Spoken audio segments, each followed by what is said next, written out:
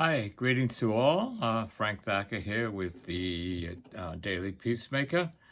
And someone suggested that when I do these, I mention the date when I do them. So today is May 14th, 2022. Um, so the other day, I think it was like maybe, today's a Saturday. So the other day, maybe Tuesday, I think, I woke up and I was like really out of sorts, just like no energy at all.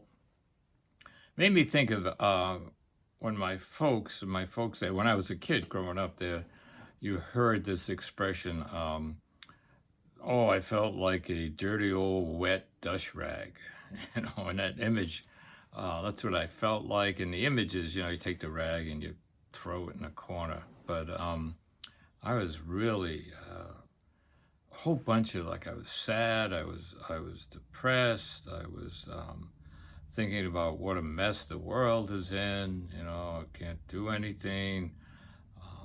Really, almost crawled back in bed.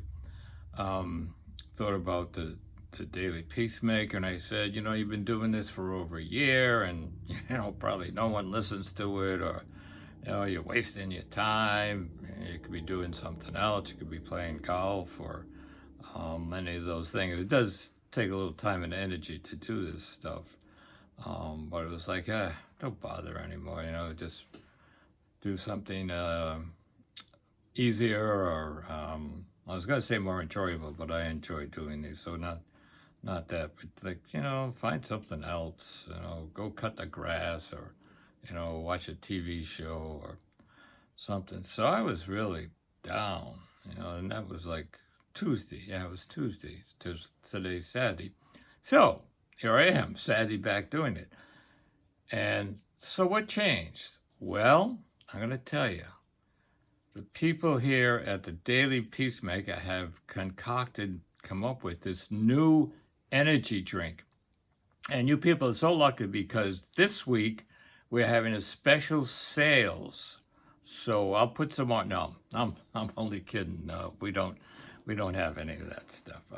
So seriously, what did happen? Why am I back doing this? I guess a couple of things. One, I do have a couple of friends that I can share with, how I was feeling, and they're always encouraging. So is that there? I do have a daily meditation practice that I'm pretty disciplined about doing that. So that helps. And the meditation I do is I do Tai Chi, and then I also try to do a couple of 20-minute sits, as they call them. So that's basically sitting in silence.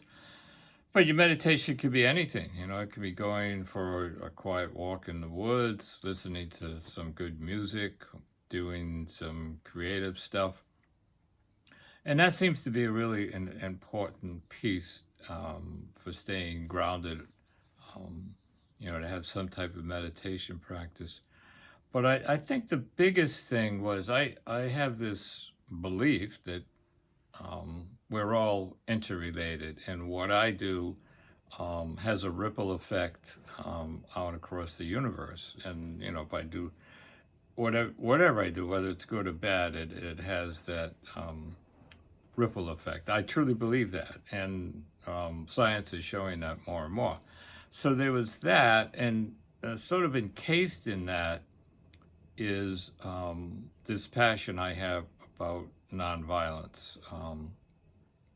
I feel very, very strongly about the power of nonviolence, particularly on the individual level. Yes, there are many examples of how it's worked on the larger scale, with events and demonstrations and movements, and those are good, and no doubt about that.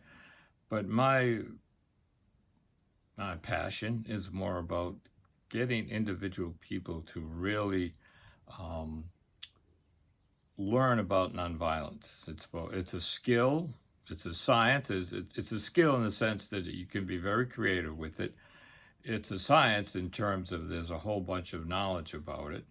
And it's something you have to practice day by day. So I have a real passion about that. And then I came up with an idea of how to share my beliefs, my knowledge, my experiences around nonviolence, and I'm just kind of a ordinary, everyday person, and maybe some of the stuff I share can help other people. So what I was able to do is go back to that time when I was really inspired when I came up, or the spirit came up with this idea to take my passion of nonviolence and share it through these podcasts. And I had a lot of energy around that when that first popped into my heart and soul. So to be able to go back to that, to recall that period where that energy was really powerful for me, and so to shift back to that sort of really helped me get off my butt and do some more of these. So that was a powerful experience. Another experience that might help is I have a friend who very concerned about the environment, and a while ago he came up with this idea of what to do, and he said, "Oh, I know one." He got really inspired, kind of like I did with these podcasts.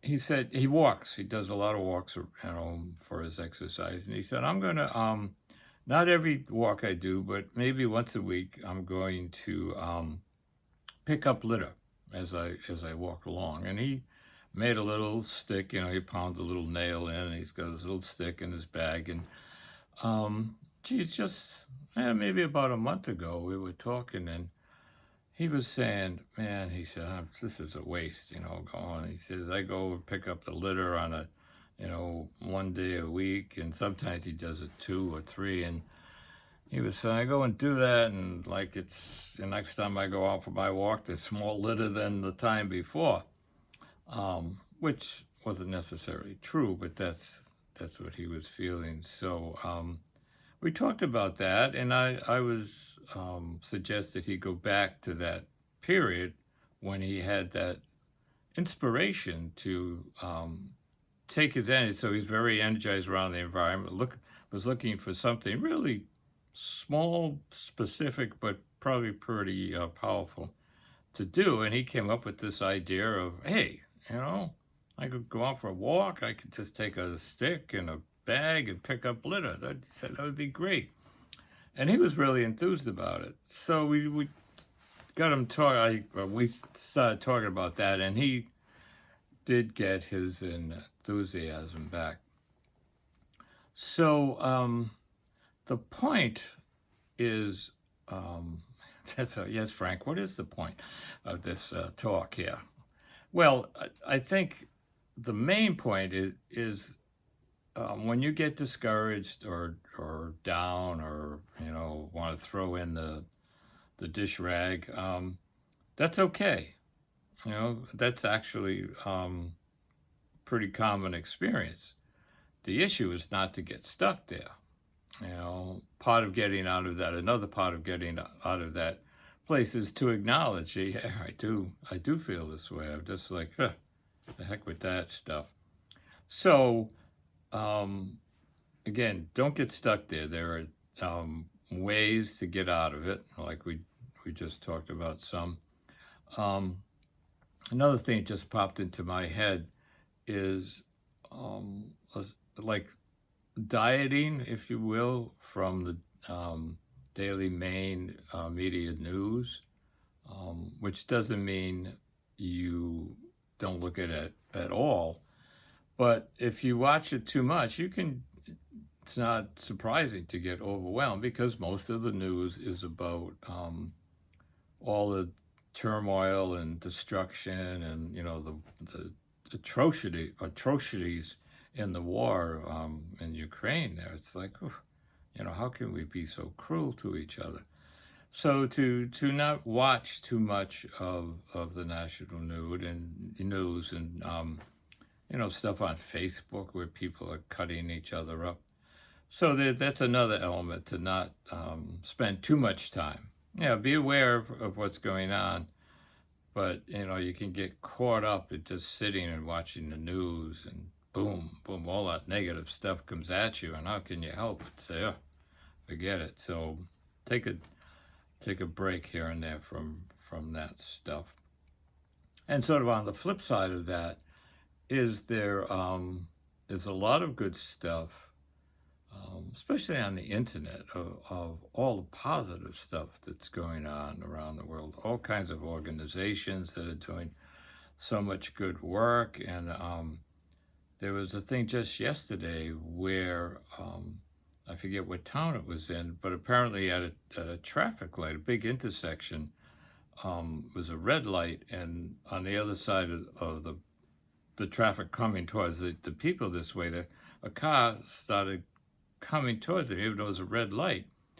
And all of a sudden, people on this side jumped out. What was a woman who had a medical emergency, and the people were able to stop the car before she damaged. It started slowly, and people just spontaneously jumped out and stopped the car, and got her out, and I guess got the ambulance and stuff. So that they didn't, knock on the window and say, they didn't check out what color she was, or, was she, where she was from, or what nationality, or what church did she go to.